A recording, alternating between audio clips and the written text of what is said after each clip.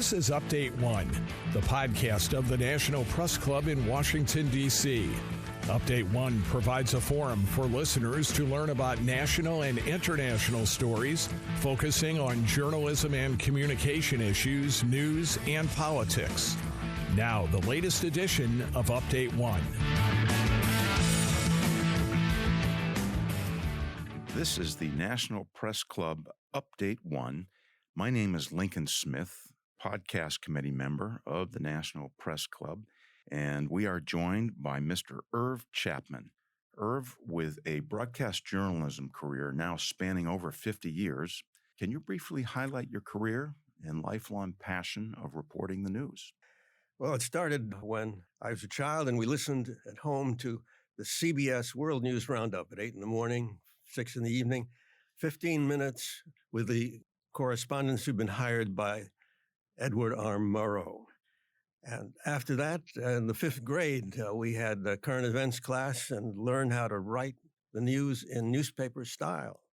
In junior high school, we had a journalism class and a student newspaper, which I was the editor, and went on to do similar in high school and in college.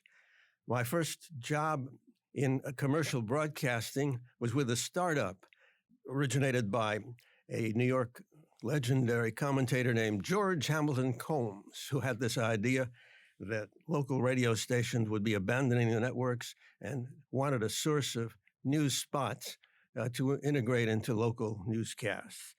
And they sent me to Washington to start a bureau from scratch, which I did. And that lasted 3 wonderful years. I appointed myself White House correspondent when John F. Kennedy was in the White House, and attending his news conferences is memorable. But after 3 years, I heard that ABC Radio was starting a news feature program, and they hired 7 guys and 1 woman to run the show, including some of my colleagues at the time, Charles Osgood and Ted Koppel, boy wonder, age 23 at the time. And that started 22 years with ABC News, during which I was also the network's correspondent in Moscow, traveled 20,000 miles through the Soviet Union doing television and radio stories, and then went to Tokyo and covered news from Korea to Australia to Pakistan, all over the Far East. After that, after an interval, I was hired by CNN as Washington business news correspondent. It was a 6-year stint. And then Bloomberg came along and hired me as their first Bloomberg television correspondent in Washington. That was 1997. And while other news media have shriveled, Bloomberg, with reporters and analysts in more than 120 countries, is going strong, and so am I. Our involvement in Vietnam, Irv, lasted from 1955 to 1975. That's some 20 years. And U.S. involvement in Afghanistan and other conflicts around the world started in 2001. That would be Afghanistan. And it's now lasted some 18 years. If you were to briefly compare and contrast the broadcast media coverage of both conflicts and other conflicts that are continuing, such as in Syria, what might be some of your comparisons? Well, in Vietnam, it was wide open to coverage. Any correspondent could go up to the Air Force Base at Tan Son Nhut outside Saigon and hitch a ride with any helicopter pilot who had space for that correspondent. It was television and camera crew as well, and off you went. And you could try to find where the action was on any given day and then have to hitch your ride on the way back. And depending on who you were and what your outlook was and how experienced the correspondent you were covering wars, you would make your way to a battalion headquarters. The no-no seemed to be you don't go fighting with a company-level group of soldiers because that could be exceedingly dangerous. And yet a CBS correspondent named John Lawrence did exactly that and produced a program based on life with Company C, Charlie Company. And so the Vietnam War coverage was wide-ranging, and there were people who would talk to reporters every step of the way. Now, when the Iraq War started, That was planned by the United States government. Tactics of fighting the war were planned. The shock and awe air campaign started and so on. And so the Pentagon had time to decide how to invite correspondents for news media to cover the war, and came up with a system of embedding correspondents with military units. Now, this meant the correspondent in question, or the camera crew in question, had no concern about how to get to where the action was, but also it meant, of course, that the commanders in the field could determine what it was that they were willing to have covered.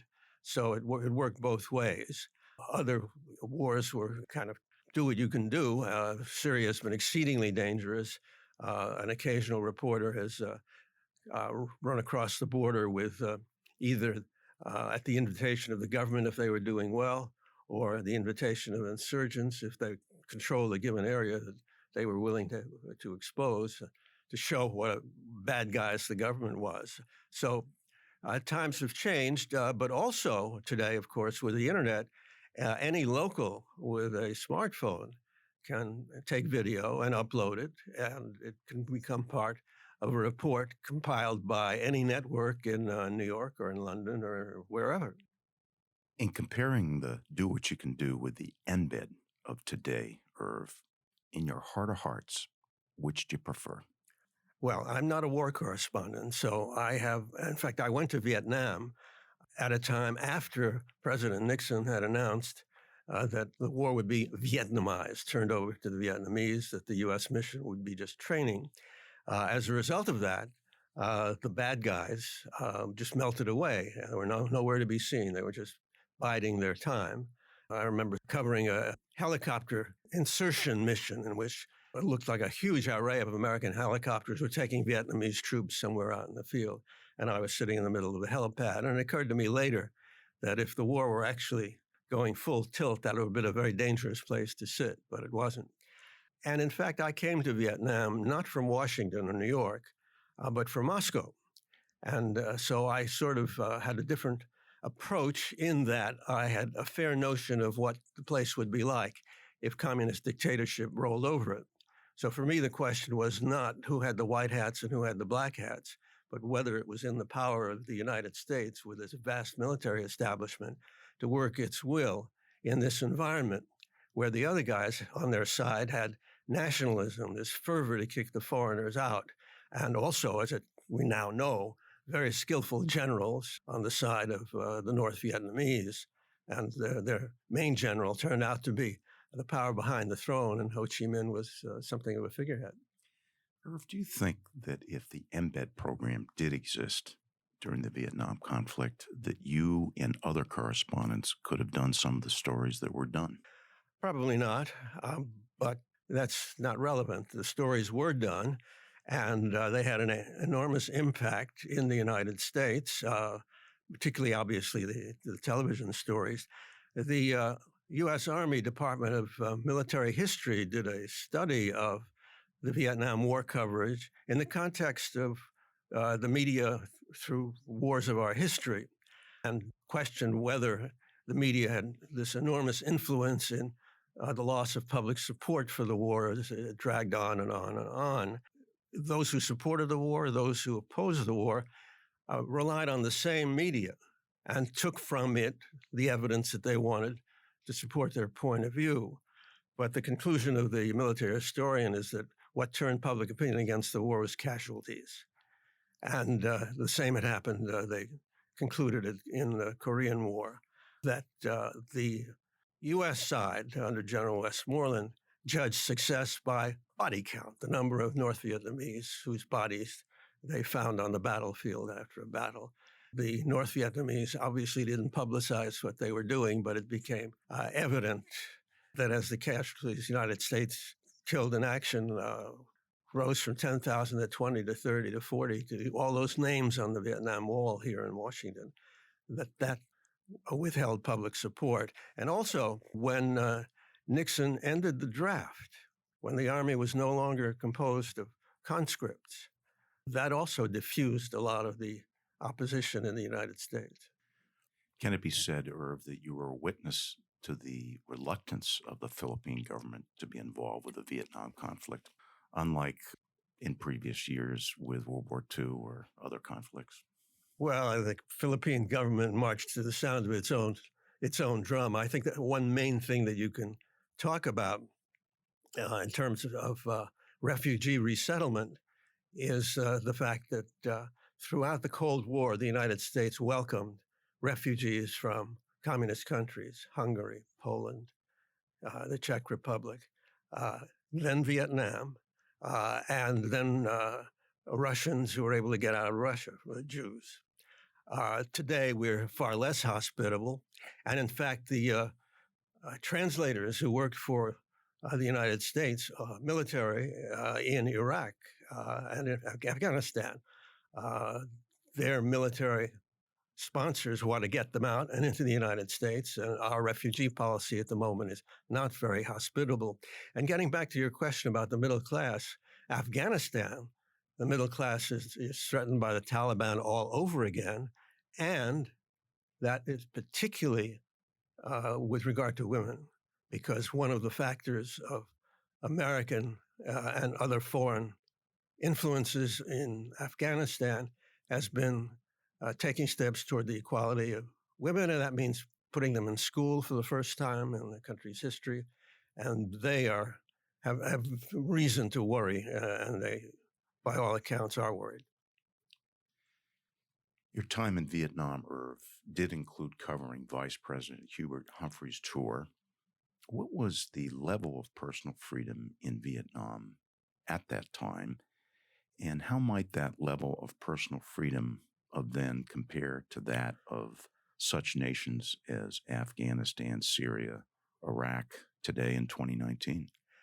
Well, as far as personal freedom in Vietnam when the American War was going on, it was quite substantial. There were 40 newspapers published in Saigon. There was an election while I was there, in which it was widely believed the election was being rigged in favor of the two generals who ran the place. And 39 of the 40 newspapers complained in their editorials that the election was rigged. The 40th was a government mouthpiece. I could go to the University of Saigon and talk to students and get their opinions. And it sounded a lot as though as I was talking to students in Berkeley or New York. They were very freewheeling. Well, right now, bloggers in Vietnam go to jail. And in Iraq was never a free country under Saddam Hussein, and so on. So there's no comparison. Legendary war cameraman Yasutun Tony Hiroshiki chronicles the story of his decades in the front line of the Vietnam War. And that's in his book, On the Front Lines of the Television War, A Legendary War Cameraman in Vietnam. Former ABC Nightline anchor Ted Koppel says of Hiroshiki, quote, his soaring video, often acquired only at great personal risk, gave wings to even the most mundane narration. In the book, Hiroshiki cites a story you did with him on the mountain people in Vietnam, and the name of the story was Village Loyalty. And one of the lines in the story says, quote, it's another sad example of how war and politics are the cause of the destruction of an ancient culture, end quote. Irv, going over to today in 2019, do you have any further reflections on your story? And if so, what are your reflections? Well, the war is destructive, period, exclamation point. And in Vietnam, the tactic of moving people to what they call strategic hamlets that would prevent infiltration from the North Vietnamese affected, obviously, these traditional people as well. And the same has been true throughout the history of warfare, the destruction of the old towns of Europe during World War II. But it isn't just warfare, because in Afghanistan, the Taliban, after they had gained control and there was no war going on, they destroyed two huge statues of Buddha in a town halfway between Kabul and the Khyber Pass. These were statues that were something like 120 feet tall that had been there for 1,500 years. We saw them on our tourist visit to Afghanistan years ago before that happened, and stood there, had our picture taken, 5.5 feet of us and 120 feet of Buddha, and they're no more. They trained artillery on them, and that wasn't enough. And so they sent sappers with explosives to rip them apart, and they're gone. And now we're negotiating with the Taliban all over again so that the U.S. can evacuate. Who knows what the eventual result will be if and when this evacuation takes place. And to your thought, Irv, while both protracted in nature, I should say, while all of these have been protracted in nature, the Afghanistan, Iraq, and Syrian conflicts, they remain far different than that of Vietnam, certainly in terms of location, culture, and history. These differences noted, do you believe that this said the same story you did in Vietnam, such as village loyalty, has repeated itself? And has war once again destroyed an ancient culture, this time in these other three most recent conflicts, or not? Well, war has been very destructive in these places.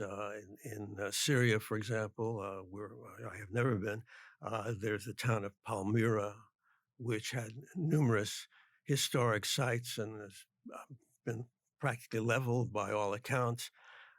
Certainly, these countries also are very tribal in that they're people who've been living there unto the generations and have their own clusters of family and tribe and religion and what have you. And they have been harshly dealt with by whoever is running the neighborhood now with guns in their hands. So that's another thing that I'm sure you learned as well, living and working abroad, that so many of these countries, we have 200 odd years of history here, or 400 years if you want to count the original colonization. And if you go to the old town in Alexandria, Virginia, it's 200 odd years old. If you go to an old town in Europe, the foundation for the cathedral was laid in the 12th century. We're talking many thousands of years. We're talking about even more thousands of years if you're referring to China, Japan, Egypt, African countries, and so on. And if policymakers are not conversant with the history, traditions, mindsets in these various places, policy will go astray. Final question, Irv, to our discussion. Amidst the ongoing conflicts we have around the world today, and we've discussed three, and that would be Afghan, Iraq, and Syria. Do you think the United States has learned anything from the lessons of the Vietnam War or not? Well, the hard truth is that when George W. Bush was president, his top officials, Dick Cheney and Don Rumsfeld, had been in public office during the Vietnam War. And if the lesson of the Vietnam War is that no matter how righteous your cause, if the other guys have a belief system, a motivation, and the wherewithal, the Vietnamese having, as it turned out, all the tanks they needed to invade Saigon sent by Mother Russia, then the good guys will not necessarily triumph. And that lesson was not applied to Iraq. Obviously, Saddam Hussein was one of the world's bad guys, but he was entrenched. And the result, after overthrowing him, was not necessarily to our liking. And as you said, we're still there. Mr. Irv Chapman, legendary broadcast news journalist, thank you for joining us on another edition of Update One.